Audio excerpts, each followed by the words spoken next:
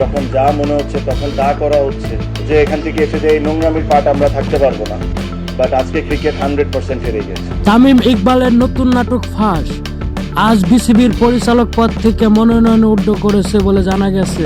দুপুরে বিসিবির কার্যালয়ে এসে তিনি মনোনয়ন উইথড্র করেন এবং কি তার সঙ্গপঙ্গ সহ অনেক পরিচালক পদের লোক নিয়ে তিনি বিসিবিতে এসে মনোনয়নপত্র উইথড্র করেন। উপদেষ্টা আসিফ মাহমুদ বলেছেন, তামিম ইকবালকে আমরা দল হিসেবে কোনোভাবে নিতে পারি না।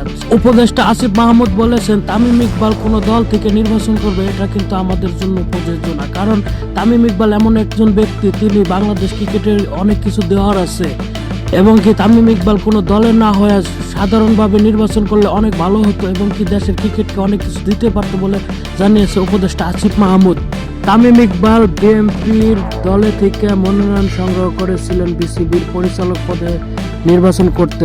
তামিম ইকবাল আজ সাংবাদিকদের সামনে সংবাদ সম্মেলনে বলেন, বাংলাদেশের ক্রিকেটটাকে মেরেন না, ক্রিকেটটাকে বাঁচিয়ে রাখেন, বাংলাদেশের ক্রিকেটটাকে ধ্বংস করে দিচ্ছেন আপনারা, এই ক্রিকেটটাকে বাঁচিয়ে রাখেন আপনারা। এই কথা বলে তামিম ইকবাল তার মনোনয়নপত্র উইথড্র করেন।